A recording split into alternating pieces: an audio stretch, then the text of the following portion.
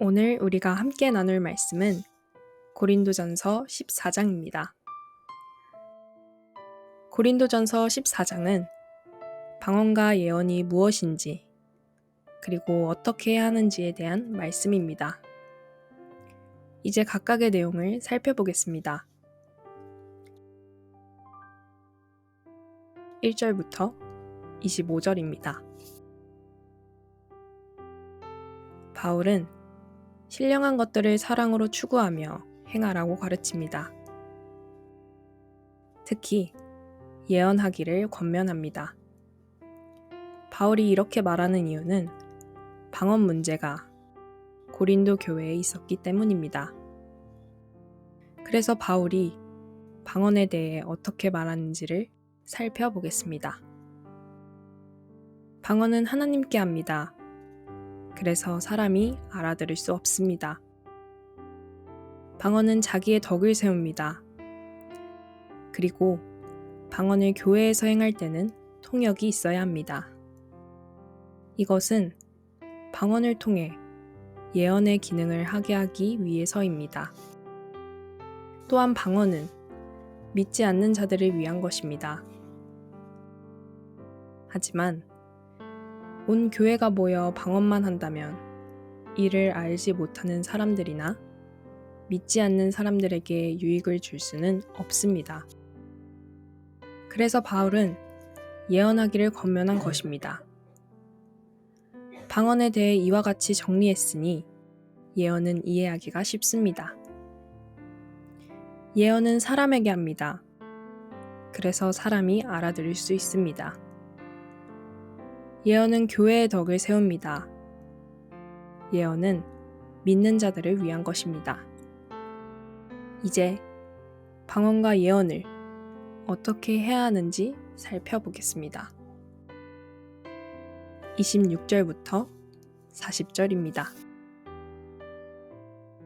방언을 하든 예언을 하든 모든 것은 덕을 세우기 위해서 해야 합니다. 그런데 덕을 세우기 위해서 한다는 것은 교회의 덕을 세우기 위해서 하는 것이므로 여기에서 말하는 방언과 예언은 예배를 위해 모였을 때 행하는 것을 말합니다. 그래서 방언을 할 때 차례를 따라 2-3명이 하고 한 사람이 통역을 하라고 한 것이며 만일 통역이 없다면 교회에서 잠잠해야 합니다. 하지만 개인적으로 방언을 하는 것은 금하지 않습니다. 예언도 2이나 3이 말하고 다른 사람들이 분별해야 합니다. 곁에 있는 사람에게 계시가 있으면 먼저 하던 사람은 잠잠해야 합니다. 모든 사람이 배우고 권면받게 하기 위해서 모두가 예언을 할 수 있습니다.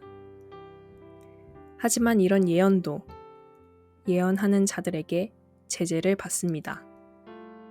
그 이유는 하나님이 질서의 하나님이시요 화평의 하나님이시기 때문입니다. 바울은 방언과 예언에 대해 이렇게 결론을 내립니다. 39절과 40절입니다. 그런즉 내 형제들아 예언하기를 사모하며 방언 말하기를 금하지 말라. 모든 것을 품위 있게 하고 질서 있게 하라. 방언을 하든 예언을 하든 모든 것을 품위 있고 질서 있게 해야 합니다. 덧붙이자면 처음에 바울이 말했던 것처럼 사랑으로 행해야 합니다. 12장에서 은사의 문제를 언급하며 이를 해결할 수 있는 가장 큰 은사와 가장 좋은 길을 사랑이라고 13장에서 말했습니다. 그러니 방언과 예언에 대해 말하는 14장에서 당연히 사랑으로 이 모든 것을 행해야 합니다.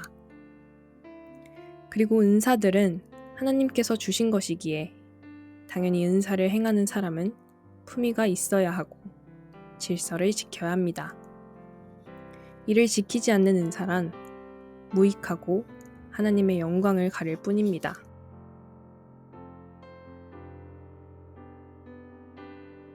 오늘 우리는 고린도전서 14장의 말씀을 통하여 방언과 예언이 무엇이고 이를 어떻게 행해야 하는지를 보았습니다. 오늘날 교회에도 은사의 문제, 특히 방언 문제로 격렬한 논쟁이 벌어지고 있습니다. 심지어는 오늘날 방언이 귀신이 주는 것이다 라고 말하는 사람들까지 있습니다. 이런 현상이 말하는 것은 그만큼 방언이 많은 유익이 있음에도 문제가 될 소지가 크다는 것을 말해주는 것입니다. 그런데 오늘 본문을 통해서 오늘날의 방언은 개인적으로 하나님께 하는 것은 전혀 문제가 되지 않습니다. 함께 모여 기도할 때도 문제가 되지 않습니다. 바울이 방언에 대해 문제 삼은 것은 오늘날의 예배와 초기 예배가 달랐기에 나타난 현상입니다. 초기 교회에는 오늘날과 같은 예배의 형식이 없었습니다. 그리고 그보다 더 중요한 성경이 없었습니다.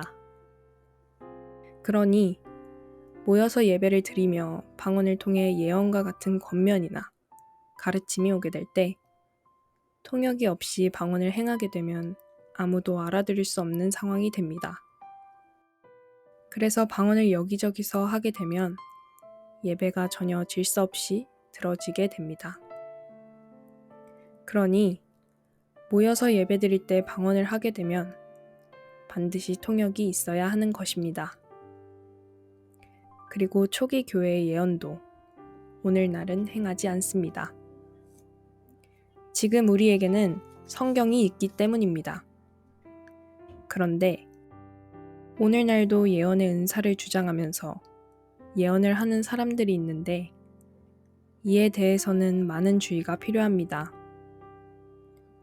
바울이 고린도전서 14장을 통해서 말하고 싶었던 것은 결국 교회의 질서이며 교회를 세우는 것입니다. 이런 관점으로 고린도전서 14장을 다시 본다면 방언이나 예언과 같은 은사에 대한 가르침이 주가 아니라는 것을 알게 될 것입니다.